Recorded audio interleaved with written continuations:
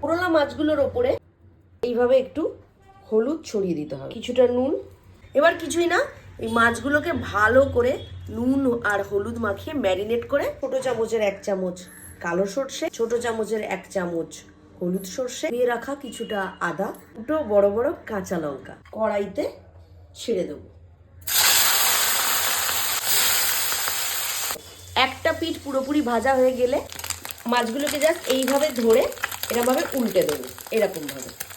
তাহলে মাছগুলো আর ভাঙার কোনো চান্সই থাকবে না। মাছগুলো একদম করকরে করে ভাজা হয়ে গেছে। এইবারে মাছগুলোকে আমি প্লেটে তুলে রাখবো। খুব সুন্দর করে মাছটা ভাজা হয়ে গেছে।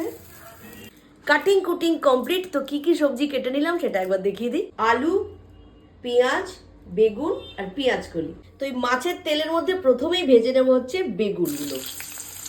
বেগুনগুলো ভাজা হয়ে গেছে, এইবারে বেগুনগুলোকে তুলে নেবো। এবার তেলের মধ্যে দিয়ে দেবো কিছুটা কালো জিরে। কালো জিরের গন্ধটা যে হালকা হালকা বেরোবে এর মধ্যে দিয়ে দেবো আলুগুলোকে। আলুগুলোকে হালকা হালকা করে নেড়ে কিছুক্ষণ পরে, এখনো অবধি কিন্তু এই আলু বা বেগুনে আমি কোনো নুন দিইনি, কারণ মাছ ভাজার সময় মাছের মধ্যে যে নুনটা দিয়েছিলাম সেটাই কিন্তু এর মধ্যে এখনো অবধি আছে। পেঁয়াজগুলো দিয়ে এইভাবে নাড়তে থাকবো। পেঁয়াজ আর আলুটা খুব ভালো করে কিন্তু কষানোর মতো করে ভেজে নিতে হবে। আলু পেঁয়াজ মোটামুটি ভাজা হয়ে গেছে। এবার দিয়ে দেবো সেই বানিয়ে রাখা পেস্টটা দিয়ে ভালো করে এগুলোকে মাখাতে হবে। আর এই স্টেজে কিন্তু নুন দিয়ে দিতে হবে। একটা ছোট্ট বাটি নিয়ে নিয়েছি, তাতে একটু হলুদ গুঁড়ো, একটু লঙ্কার গুঁড়ো আর জিরে গুঁড়ো। এটাকে সামান্য জলে গুলে নেব। মশলার জলটা আমি এর মধ্যে দিয়ে দেবো।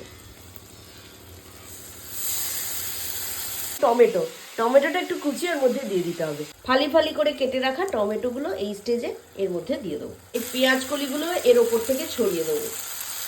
আবার নাড়তেই হবে। এরপর আমি এর মধ্যে একটু জল দিয়ে দেবো।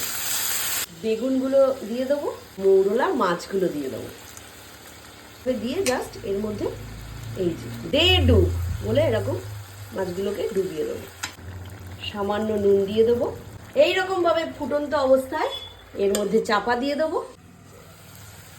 পুরো মাখা মাখা হয়ে গেছে একদম। এই স্টেজে নামিয়ে নিয়ে গরম ভাতে খান, শীতকালে অসাধারণ লাগবে আমার মৌরলা মাছের ঝাল চচ্চড়ি।